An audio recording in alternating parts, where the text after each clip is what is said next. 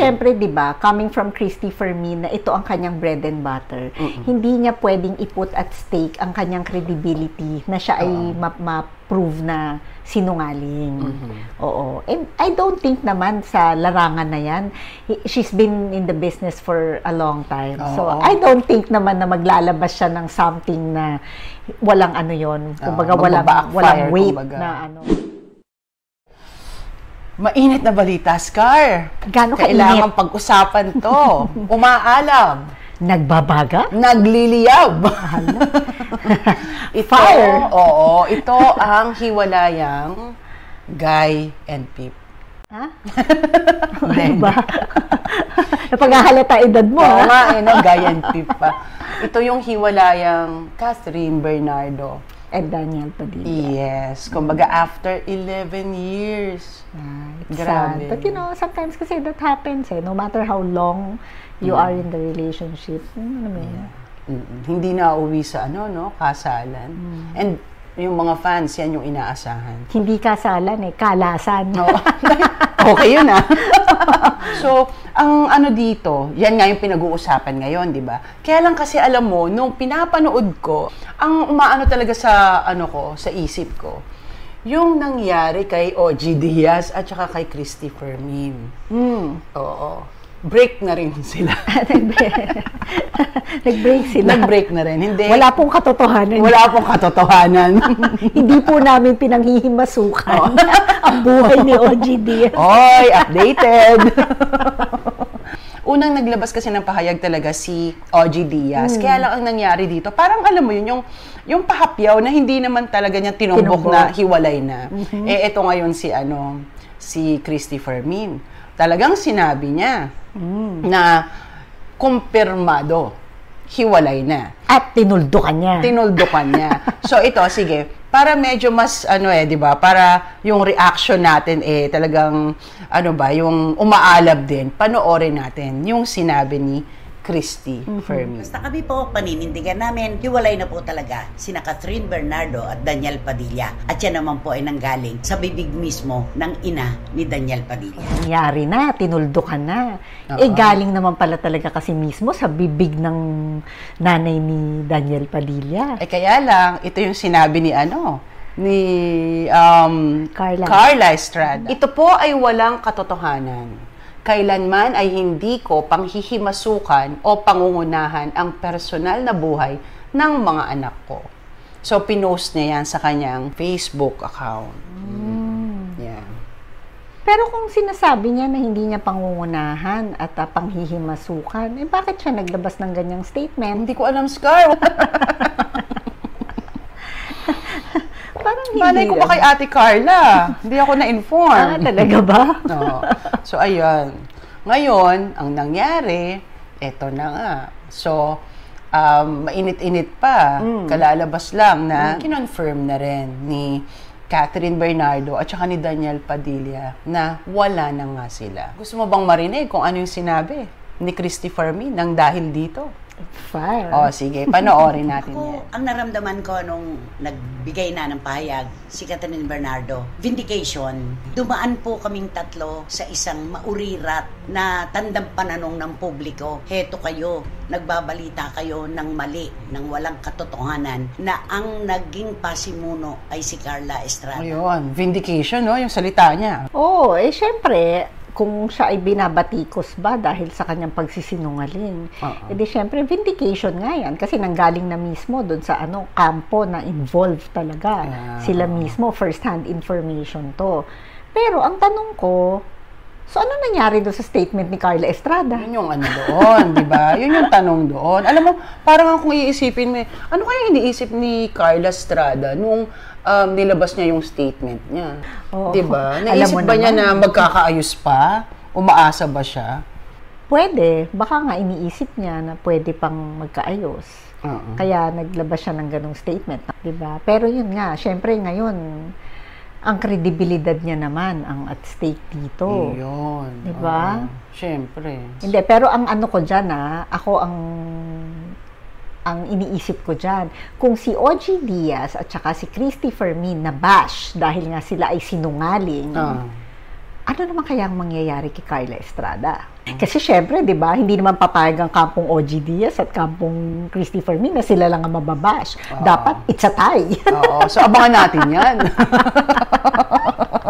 Which is at least, di ba, nakahinga na sila ng maluwag. Kasi syempre, di ba, coming from Christy Fermin na ito ang kanyang bread and butter, hindi niya pwedeng iput at stake ang kanyang credibility na siya ay ma-prove na sinungaling. Oo. And I don't think naman sa larangan na yan, she's been in the business for a long time. So, I don't think naman na maglalabas siya ng something na walang ano yon, kumbaga walang weight kumbaga. Na ano, wala siyang pinanghahawakan talaga na matibay na ebidensya that would prove it.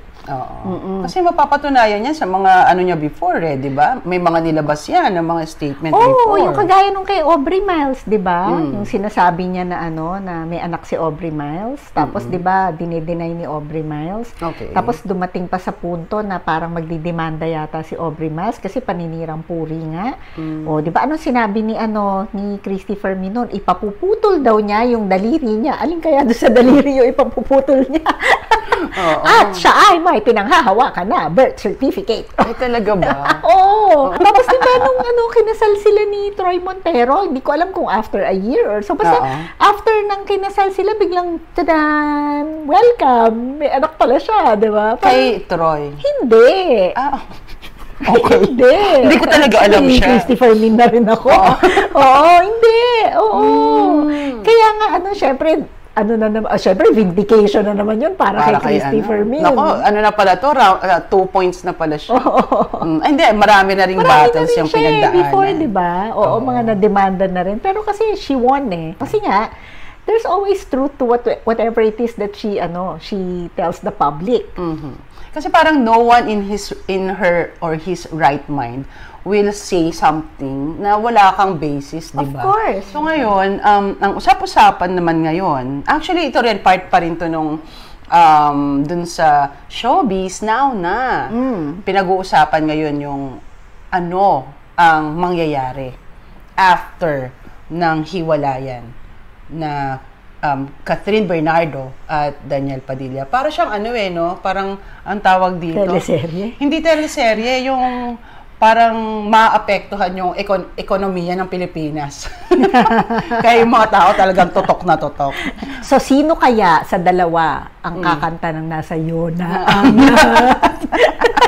Panoorin natin yung statement din dito. Actually, question ni Tita Christy Fermin. Okay. So, ito yon. Natanong, ano ang magaganap pagkatapos magkahiwalay ni Daniel Padilla at ni Catherine Bernardo? Saan dadamputin ngayon ang karera ni Daniel Padilla? Ay, yun na. Sino ang tatayo at sino ang hihiga? Okay. Ang tanong kasi ni Christy Fermin, ano ang mangyayari sa career ni Daniel Padilla? Bakit hindi sa career ni Catherine Bernardo? Bakit si Daniel Padilla lang? Kasi si Catherine nakapag-solo na Oo. Diba? She made her, she made the movie na wala si Daniel Padilla, di ba? With, Alden? Alden, yeah. Richards. At saka yun yung parang sa history, ng Philippine movies, Siya yung pinaka... yung blockbuster. Wala pa atang nakaka-break ng record na yun. Hindi ko alam Kasi pero actually, hindi ko napanood yun Ako din hindi So, ayun, ganun yung kaya yun yung tanong. It's going to be a long process for Daniel Padilla kasi he needs to prove to people that he's a good actor. Hindi man makapick up ang career niya ngayon, eventually, if he is a really good actor, I think he can prove his worth. Diba? Yun nga yung tanong doon is he? Well, hindi natin kasi malalaman how good of an actor Daniel Padilla is kasi hindi pa naman natin siya nakita ng solo. Kasi diba, is always with Catherine Bernardo. So, parang laging may love team, laging may ganyan. So, hindi natin alam. Pero baka nga ito yung avenue for him to prove that he's a good actor. Na he can act. Diba? Even without yung kung hindi siya nakakabit dun sa pangalan na Catherine. Na Padilla, oo. Yeah. Na Padilla rin. At saka nakakabit dun sa pangalan ni Catherine Bernardo. Diba? Yeah. Kasi Scar, alam mo naman, sa Philippine history yan. Diba? History talaga. Kapag naghiwalay, alam mo yun, ang showbiz couple, meron talagang isa na nagsasuffer yung career. And it's sad kasi nga 'di ba, usually ang nagsasuffer talaga dito yung lalaki. Liyamado talaga lagi ang babae. Yeah. So ayun, so let's say for example na lang si si Gerald Anderson and si Bea Alonzo, 'di ba? O asa na ngayon si Gerald? 'di ba? Na kay Julia. Yun lang. Pero kung titignan mo, 'di ba, yung career niya. Wala naman siyang known na movie na ginagawa ngayon or kung ano man yung pinagkakaabalahan niya, 'di ba? Si Julia nga talaga siguro. Hindi naman ako pamangkin ni Madam Auring, pero I don't know, but for some reason parang I just have this feeling na matagal bago makakabalik itong si Daniel Padilla. Or baka nga ang mangyari, baka hindi na makabalik. Grabe, nagbigay na ako ng no? Well, hopefully, kasi naman to, no? Meron naman siya mga investments, no? May mga businesses naman siya na pinasok during the time na, kasagsagan ng kanyang career. Yeah. So, I think, kung hindi man siya makabounce back from his acting career, at least, he has businesses to be able to sustain him. Nakaipon na yan. Siyempre, di ba? Sa tagal ba naman naman. Sa 11 years niya with si Catherine talaga yung Talaga?